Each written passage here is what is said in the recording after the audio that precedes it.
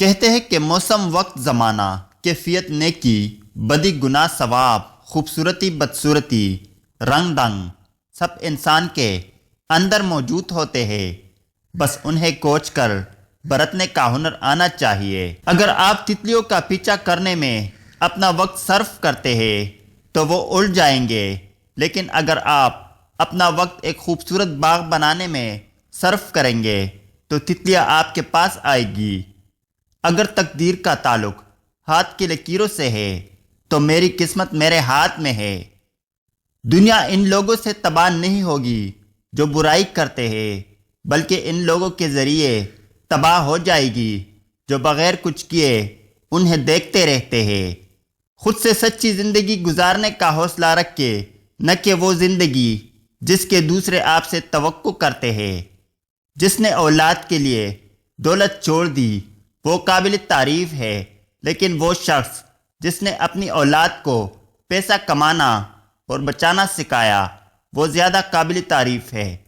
تم اکیلے دنیا میں ایسے شخص نہیں ہو جسے ناکامیوں کا سامنا کرنا پڑ رہا ہے۔ بہت سے لوگوں نے ناکامیوں کا سامنا کیا ہے کامیابی تک پہنچنے کے لیے۔ کسی کو زیادہ صفائی مت دو اپنی سچائی کی، اگر تم سچے ہو تو اللہ بے شک جانتا ہے، بس یہی کافی ہے۔ ہر چیز اٹھائی جا سکتی ہے سوائے گری ہوئی سوچ کے۔ ان خواہشوں کو آگ لگا دو جن میں رب کے سوا کسی اور کے سامنے بھی جھکنا پڑے۔ اپنی زندگی کا دوسروں سے موازنہ نہ کرے، آپ کو اندازہ نہیں کہ ان کا سفر کیا ہے۔ نیچے گرنا ایک حادثہ ہے، نیچے رہنا ایک انتخاب ہے۔ جو خطرہ مول لینے کی ہمت نہیں رکھتا وہ زندگی میں کچھ بھی نہیں کر پائے گا۔ کسی چیز سے تمہارا دل مطمئن ہو اس پر کبھی بھروسہ مت کرنا، کیونکہ دل آنکھ سے بہتر دیکھتا ہے۔ اپنی مٹی پر چلنے کا سلیقہ سیکھو، کسی کے سنگ مرمر پہ چلو گے تو پھسل جاؤ گے۔ اگر آپ سوچ رہے ہیں کہ ہر چیز آپ کے ہاتھوں سے نکل رہی ہے اور حالات کے مطابق نہیں ہے تو ایک دفعہ اس درخت کے بارے میں ضرور سوچنا جو ایک ایک کر کے اپنے تمام پتے کھو دیتا ہے لیکن پھر بھی کڑا رہتا ہے، اسی امید پر کہ بہار کے دن آئیں گے۔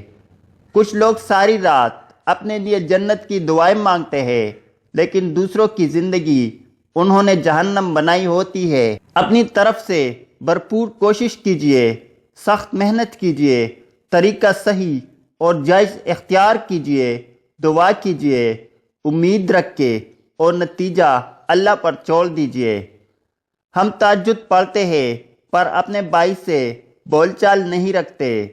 ہم نیک کام کرتے ہیں مگر غیبت نہیں چھوڑتے۔ اپنی نیکیاں ایسی تیلی میں جمع نہ کرے جس میں سوراخ ہو۔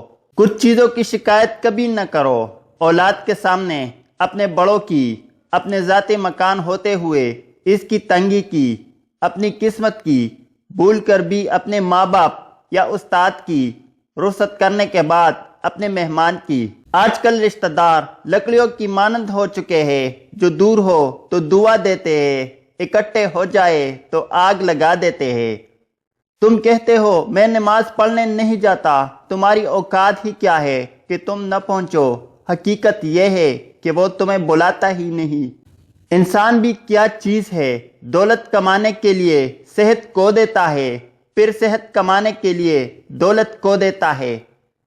مستقبل کا سوچ کر اپنا حال ضائع کر دیتا ہے اور مستقبل میں اپنا ماضی یاد کر کے روتا ہے۔